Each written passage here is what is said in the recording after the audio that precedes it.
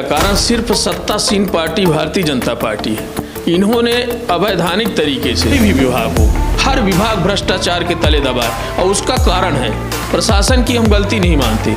यहाँ पद अगर किसी को मिलता है तो थोक के भाव जब पहुँचते हैं, चंदा उगाएंगे और 5 साल बिताएंगे सरकार के साथ। अभी आप देख लीजिए, अगर एक सामान्य व्यक्ति जाता है, धरना प्रदर्शन किया गया कि उसका मकान अभी गिरा नहीं है और गिराओ, अभी उसके घर वाले को घर से बाहर निकाल दो, ये चीजें तो कांग्रेस कर रही थी। धरना प्रदर्शन तो कांग्रेस कर रही थी। क्या है, नैया डूबने वाली है। अब उनको समाजवादी विचारधारा परिपक्व दिख रही, सामने समाजवादी विचारधारा का समाजवादी पार्टी का ग्राफ बढ़ता, कलेक्टर नहीं है, कलेक्टर है। ये भारतीय जनता पार्टी के नुमाइंदे हैं और ये कैसे कहाँ से कलेक्टर बने हैं, तो उसकी व्यवस्था में भारतीय जनता पार्टी की सरकार में। नमस्कार, मैं रवि कुमार आपके साथ हाजिर हूँ इस वक्त, और सबसे बड़ी खबर जो आज मैं आपको बता दूं कि हमारे साथ इस वक्त जो है समाजवादी पार्टी के मुलायम सिंह यूथ ब्रिगेड के प्रदेश महासचिव जय सिंह राजू मौजूद हैं और समाजवादी पार्टी को लेकर के ढेर सारी बातें होंगी। साथ साथ मैं आपको बता दूं कि सीधी के कुछ विकास और चर्चाओं पे भी बात होगी और जानेंगे कि आपके द्वारा जो है अभी तक सीधी जिले में समाजवादी पार्टी से किस मुद्दों पर चर्चा हुई, किस मुद्दे पे बात हो रही है और समाजवादी पार्टी इस बार जो है प्रत्याशी कौन चुनेगा। हालांकि आप नहीं बताएंगे तो पार्टी तय करेगी, लेकिन कहीं ना कहीं सारी चीज़ों का खुलासा जरूर होगा। तो पहले तो बहुत बहुत धन्यवाद जो आपने वक्त दिया। आपको भी बहुत बहुत धन्यवाद रवि जी कि आपने हमें समय दिया। मुझे तो आपके चैनल में आने पर, बैठने पर, समय मिलने पर इतना गर्व महसूस होता है कि आप जैसे व्यक्ति ने इतना संघर्ष करते हुए और साल भर की मेहनत में वो रंगला दिया है कि सीधी के ब्रांड बने हुए हैं। उसके लिए आपको, आपके चैनल तरंग न्यूज़ चैनल को बहुत बहुत बधाई, बहुत बहुत शुभकामनाएं, और इसी तरह हम निरंतर बढ़ते रहें, ये हमारी ईश्वर से मनोकामना है। जी, बहुत बहुत धन्यवाद आपको। जय सिंह राजू आपका नाम है और हम जय सिंह राजू को राजू ही भैया कहते हैं। तो राजू भैया, आप ये बताइए कि समाजवादी को लेकर के अगर बात की जाए सीधी जिले में, तो अब तक आपने क्या देखा, समाजवादी किस स्तर पर देखने को मिल पा रही है इस टाइम पर? अगर बात की जाए समीक्षा की, तो किस जगह पर देख रहे हैं समाजवादी पार्टी को? देखिए, समाजवादी पार्टी जो हमारी पार्टी की विचारधारा है, सबको साथ लेके चलना और सभी जाति, सभी वर्ग, सभी समाज का विकास के लिए निरंतर प्रयास करना। तो हमारी समाजवादी पार्टी आप सीधी में ही देखेंगे, जिस तरह से धरना आंदोलन के माध्यम से लोगों को, प्रशासन को और मुद्दों को, कई मुद्दों को लेके जगाने का काम जो किया है, वो मजबूरी ये है कि भारतीय जनता पार्टी की सरकार है। और भारतीय जनता पार्टी की सरकार क्या है कि जितना काम करती है उससे ज़्यादा एडवर्टाइज करती है। और हम लोग ज़मीनी नेता हैं, हम लोग ज़मीन पे काम करते हैं, एडवर्टाइज नहीं कर पाते, चूँकि ना हम यहाँ विपक्ष में हैं और न सत्ता पक्ष में है। बाकी संघर्ष की बात जहाँ है, तो आज जहाँ हम जा रहे हैं, जिस तरह लोगों का निरंतर जुड़ाव हो रहा, तो उससे ये दिख रहा है कि परिवर्तन होने वाला है। और इस भारतीय जनता पार्टी की सरकार से और पिछले सरकार जो कांग्रेस की रही हो, इनसे जनता ऊब चुकी है। उनको तीसरा विकल्प समाजवादी के रूप में दिख रहा है। ये भी तो कहा जा रहा है कि समाजवादी पार्टी में आपको लेकर के चर्चाएं काफ़ी एक टाइम पर वक्त पर उठी हुई थी, खबरों में चल के आया कि आपके जातिवाद को लेकर के काफ़ी छिड़ जाती है जंग। समाजवादी पार्टी में कहा जाता है कि सिर्फ ये यादव ज़्यादातर इसमें कहीं जिला अध्यक्ष रहते हैं तो कहीं प्रदेश सचिव रहते हैं, मतलब एक जातिगत कोई पार्टी चल रही है क्या? ऐसा जो है जनता का कहना है। देखिए, है क्या कि चूँकि जहाँ जातिगत विश्लेषण है, तो हमारे राष्ट्रीय अध्यक्ष जी श्री अखिलेश यादव जी यादव हैं, स्वर्गीय श्री श्रद्धेय नेताजी मुलायम सिंह यादव थे। उस वजह से स्वाभाविक बात है, जो जिस जाति बिरादरी का होता है उस जाति के लोग जुड़ते हैं। और रही बात जातिवाद की, तो जातिवाद, हमको अगर जातिवाद दिखता तो हम समाजवादी पार्टी में काम न करते होते। हमको समाजवादी विचारधारा में राष्ट्रीय अध्यक्ष जी का काम और श्रद्धेय नेताजी का जो उन्होंने जवानों को सम्मान दिया, उस विकल्प को आज तक देश में दूसरा न देने वाला था न देगा। इन सब विचारधाराओं को लेकर मैं पार्टी से जुड़ा हूं और पार्टी की विचारधारा को ये मानता हूं कि हमारे नेताजी, हमारे राष्ट्रीय अध्यक्ष जी, उनका ये सोच है, उनकी ये विचारधारा है कि सभी जातियों का, सभी वर्गों का सम्मिलन करते हुए सबका विकास किया जाए। इसीलिए समाजवादी पार्टी कहलाती है। आपने राष्ट्रीय अध्यक्ष की बात की, जो है उत्तर प्रदेश में अखिलेश यादव जी, बात की जाए तो अखिलेश यादव जी की कहीं ना कहीं जब बात सामने आती है तो उत्तर प्रदेश का नाम जो है गूंजने लगता है। बात यह है कि उत्तर प्रदेश में तो आपको भी पता है कि कोई भी जो पार्टी होती है वो ये चीज़ें ज़रूर होती है कि सिर्फ 5 साल ही वहाँ पर उसकी राजनीति रहती है, उसका शासन रहता है और 5 साल बाद बदल जाती है। लेकिन इस टाइम पर अगर योगी की बात की जाए तो लगातार उनकी फिर से पंचवर्षीय लौट के आए, 10वां साल तक लगातार उनका चलेगा। इस संदर्भ में क्या कहना चाहेंगे आप कि आखिर में अखिलेश यादव को ही दोबारा क्यों नहीं चुना गया अगर विकास की बात आए तो? देखिए, जहाँ उन्होंने विकास किया है श्री अखिलेश जी ने, आप जाके देखिए, आगरा एक्सप्रेस हो, मेदांता हॉस्पिटल हो, कोई भी व्यवस्था हो, यहाँ से लेके आप सैफई जाएंगे तो वहाँ दूसरा कश्मीर दिखेगा, इतना विकास। और यहीं मुख्यमंत्री रहे, यहीं प्रधानमंत्री के दौड़ में रहे नेता इसी जिले के, आवाज़ सीधी को देख लीजिए। फिर जैसा आपने कहा कि अखिलेश जी के ना आने का कारण सिर्फ सत्तासीन पार्टी भारतीय जनता पार्टी है। इन्होंने अवैधानिक तरीके से हुजूम लगता था, भाई साहब मैं कार्यक्रमों में जाता था, और इन्होंने भारतीय जनता पार्टी ने जिस तंत्र से जीतती आ रही है, धीरे धीरे अब इनका अस्तित्व खत्म होने वाला है। अब जनता जाग चुकी है। अब किलो के भाव जो ये किसी जज्बात को खरीदते हैं तो अब परिवर्तन होगा और निश्चित होगा। अब आप ही देखिए, अगर कोई बोलने वाला है देश में, देश की बात को, तो सिर्फ और सिर्फ श्री अखिलेश जी है। कांग्रेस और बीजेपी को लेकर के काफ़ी ज़्यादातर मध्य प्रदेश में ये कहा जाता है कि बीजेपी है और कांग्रेस ही है, लेकिन अगर बीजेपी की बात करते हैं तो क्या कमियां दिख रही हैं आपको बीजेपी की? भारतीय जनता पार्टी की सरकार में आप खुद ही देख रहे हैं, आप पत्रकार हैं, आपने आवाज़ बुलंद की, आवाज़ उठाई, आपके ऊपर कितना मुकदमा लादा गया। शायद है दूसरा व्यक्ति होता परेशान हो जाता, लेकिन आपके अंदर धैर्य और साहस था तो आप सीधी के ब्रांड बने हुए हैं। भारतीय जनता पार्टी में हर विभाग में दलाल लगे हुए हैं। पहले आप जाएंगे तो आप अगर कुछ भी कार्य कराना है तो पहले चढ़ावा चढ़ाएंगे, चाहे वो थाना हो, चाहे वो राजस्व विभाग हो, चाहे वो बिजली विभाग हो, मतलब कोई भी विभाग हो, हर विभाग भ्रष्टाचार के तले दबाए। और उसका कारण है प्रशासन की हम गलती नहीं मानते। यहाँ पद अगर किसी को मिलता है तो थोक के भाव जब पहुँचते हैं भोपाल दिल्ली तक, तब जाके कोई पदाधिकारी होता है, चाहे वो कलेक्टर हो, चाहे वो एसपी हो। तो जब ये पैसा देके यहाँ प्रशासक बन के बैठते हैं तो वो क्या करेंगे? वो तो 5 साल चंदा उगाएंगे और 5 साल बिताएंगे सरकार के साथ। अभी आप देख लीजिए, अगर एक सामान्य व्यक्ति जाता है तो उसका मुकदमा नहीं कायम होता। अगर एक बड़ा आदमी उसी को दूसरी तरफ से जाता है तो उसका एक फ़ोन में सब काम हो जाता है। लेकिन बीजेपी तो कहती है कि हमने जो किया है वो किसी ने नहीं किया, जैसे रोड उसने दिया, पानी उसने दिया, बिजली उसने दिया, बहुत सारी गिनती गिनाती है।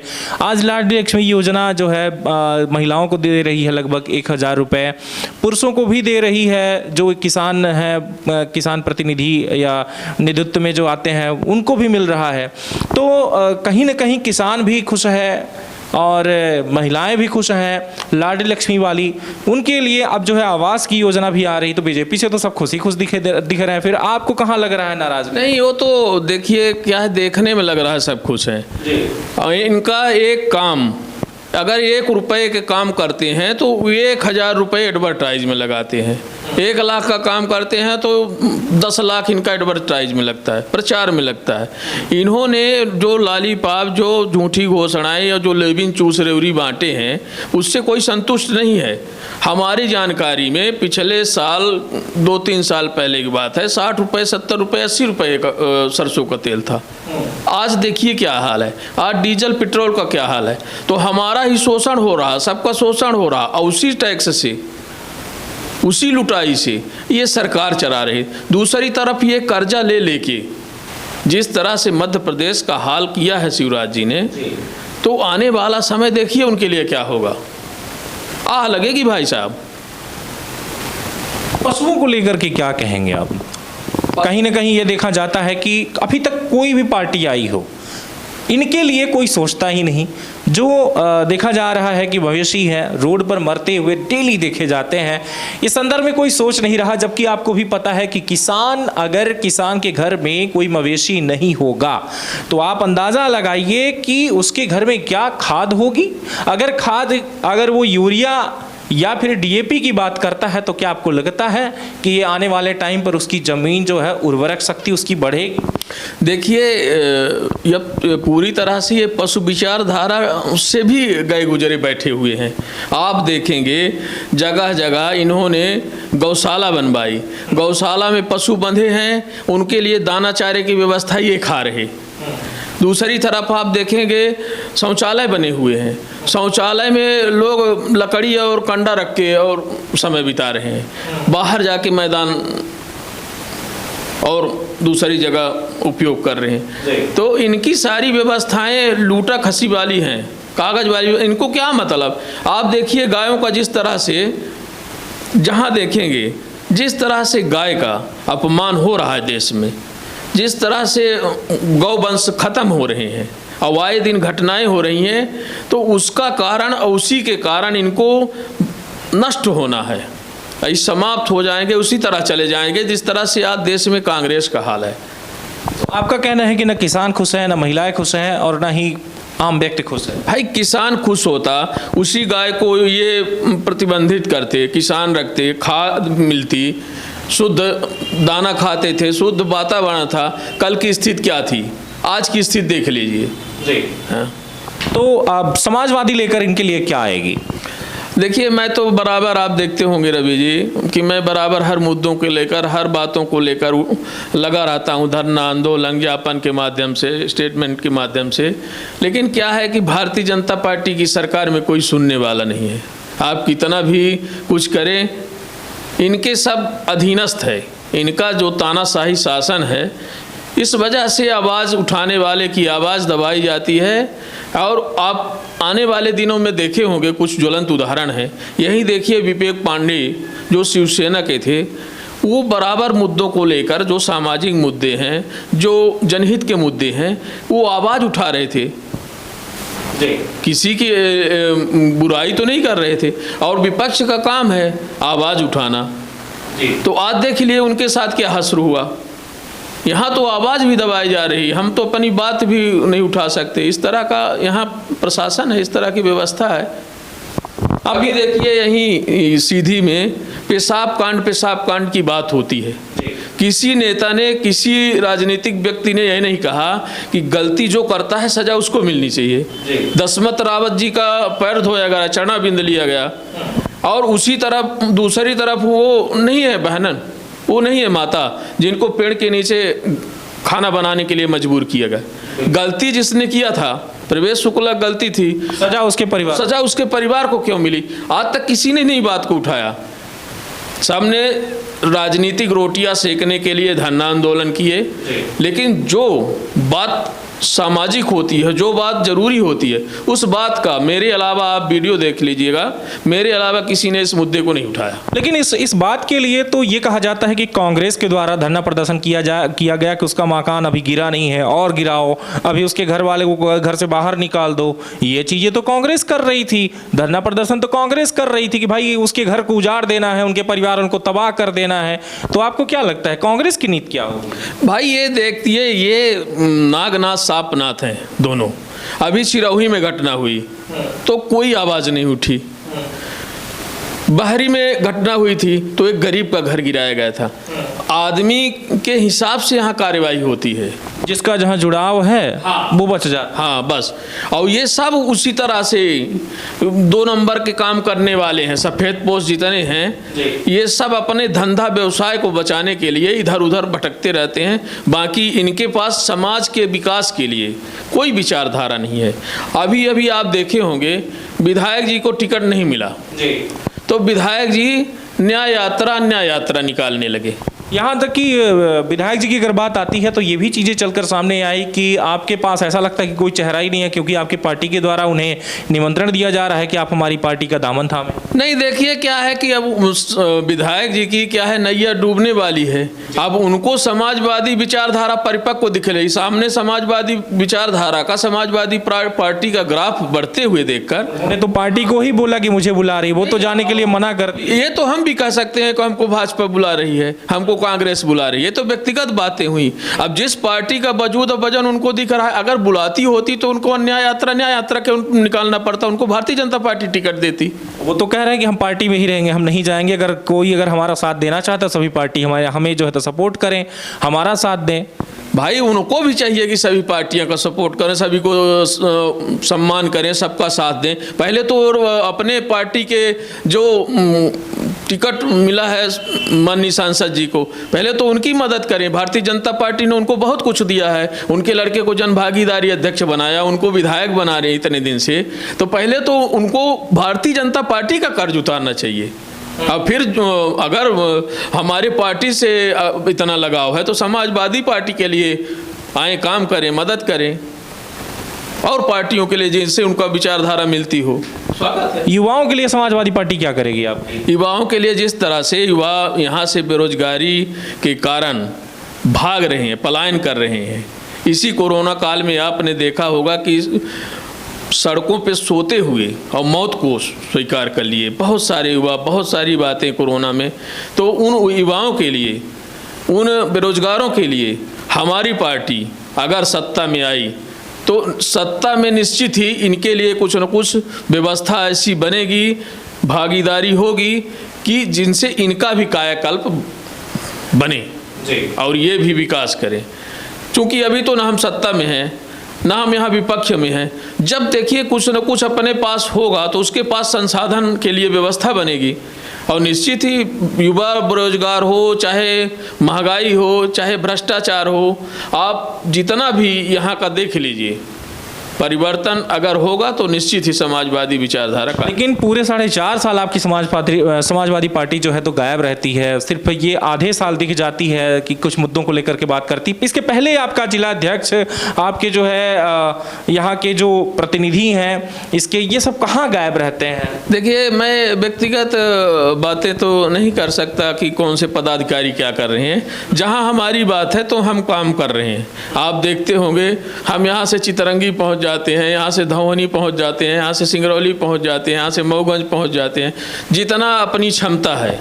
और कहीं ऐसा तो नहीं कि आप दोनों में बनती ना हो, आप अलग देख रहे हैं और वो अलग देख रहे हैं? ऐसा कुछ नहीं है। देखिए क्या है कि जहाँ ज़रूरत है और जहाँ आवश्यकता है और जहाँ समाजवादी विचारधारा को उठाने के लिए जो कार्यकर्ता तैयार है तो हम हर जगह खड़े हैं। सीधी में अभी आप देखते होंगे हमें हर मुद्दों को लेके आपको खड़ा दिखता हूँ, हर आवाज़ मेरे द्वारा ही उठाई जाती है। अब इसके लिए हम कहें कि हम ही बस, अब हम तो कर रहे हैं। क्या चुनाव के प्रत्याशी सीधी से आप भी हो सकते हैं? देखिए, हमने आवेदन किया है, हर व्यक्ति की महत्वाकांक्षा होती है। हम भी पार्टी में काम कर रहे हैं, 10 से 15 साल से हम जुड़े हुए हैं कम से कम, तो हमारी भी महत्वाकांक्षा है। अब पार्टी का निर्णय है कि पार्टी क्या करेगी। क्या लगता है, ऐसा तो नहीं कि वो भी जातिवाद करे? नहीं, हमको तो देखिए विश्वास है पूरी तरह से। हम बीच में कुछ कार्यकलापों को लेकर लोगों के नाराज़ भी हुए थे, तो उसमें हमें शीर्ष नेतृत्व से, प्रदेश नेतृत्व से ये आश्वासन मिला है कि आपके साथ न्याय होगा, गलत नहीं होगा, और फिर जो जैसा होगा वो पार्टी का निर्णय होगा, वो सर्वमान्य होगा। सीधी कलेक्टर की अगर बात की जाए तो जिला कलेक्टर है इस टाइम पर साकेत मालवी, उनको लेकर के बहुत सारे कहीं ना कहीं कमेंट सोशल मीडिया पर लोग जो है टिप्पणी करते रहते हैं। साथ में एक ऐसा जिला का कलेक्टर, पहली बार ऐसा देखने को मिला कि कोई भी अगर कुछ कहता है तो बोलते हैं कि कहने की उसे आज़ादी हो, कहता रहे, क्या फ़र्क पड़ता है। यहाँ तक कि कई सारे आवेदन पहुँचते हैं लेकिन उस पर कोई कभी कार्यवाही नहीं होती। जिला कलेक्टर के ऊपर अभी तक कोई कार्यवाही नहीं हो रही कि ऊपर से भी कोई कुछ उनके ऊपर कार्यवाही हो, या फिर जनता के लिए आए हैं तो जनता के लिए कुछ काम करें। ये चीज़ें देखने को नहीं मिल पा रही। क्या कहेंगे उस बारे में आप? देखिए, ये सब कलेक्टर नहीं है, कलेक्शन कलेक्टर है। ये भारतीय जनता पार्टी के नुमाइंदे हैं, और ये कैसे कहाँ से कलेक्टर बने हैं तो उसकी व्यवस्था में भारतीय जनता पार्टी की सरकार में भारतीय जनता पार्टी की व्यवस्था में लगे हुए, न कि जनता की व्यवस्था में। क्या चुनाव पर भी इनका असर पड़ेगा? बिल्कुल पड़ेगा। सत्ता केंद्र में भारतीय जनता पार्टी की है, अभी तो प्रदेश में भी है, तो क्यों नहीं पड़ेगा? आप यही देख लीजिए ना, जहां देखेंगे सब पूरी भारतीय जनता पार्टी में प्रशासन है, खुद प्रचार करवा रही। हाँ बिल्कुल करवा रहे। ये आपको दिखता होगा, खुद ही आप पूरा देख रहे हैं, अब बताने की बात नहीं है। जिस तरह से प्रशासन और भारतीय जनता पार्टी के बीच का तालमेल जो है वो अब परिवर्तन आने पे ही बदलेगा। लगातार आप देख रहे थे, आज हमारे साथ हैं जय सिंह राजू। मैं आपको पहले ही बता चुका हूं कि मुलायम सिंह यूथ ब्रिगेड के जो है आप जो है देखा जा रहा है कि उसके प्रदेश महासचिव हैं, और हमारी बातें बहुत सारी हुई, लेकिन सबसे चीज़ें जो चलकर सामने आ रही कि आप भी कहीं ना कहीं प्रत्याशी हो सकते हैं सीधी से समाजवादी पार्टी की। अब देखना यही होगा कि टिकट किसे मिलता है। ऐसा तो नहीं कि जातिवाद इसमें भी होगा, जो भी होगा बहुत जल्द फिर से मिलते हैं, इस संदर्भ में बात करेंगे, जानकारी लेंगे कि आखिर में मध्य प्रदेश में इस टाइम पर जो ये चुनाव होने वाला है, उस चुनाव में क्या क्या होने वाला है। और आपके द्वारा सामाजिक मुद्दों पर आवाज़ भी उठाई जाती है। कुछ आपको अभी तक सोशल मीडिया से कुछ फोटो जो मैंने खुद उठाया था वो देखने को मिलेगा कि आपके द्वारा कितने मुद्दों पर बात की जाती है। विधायक पर भी आपकी टिप्पणी है, बहुत सारी चीज़ें हैं। फिर मिलते हैं एक छोटे से ब्रेक के बाद, तब तक ले नमस्कार, जय हिंद, जय विंद।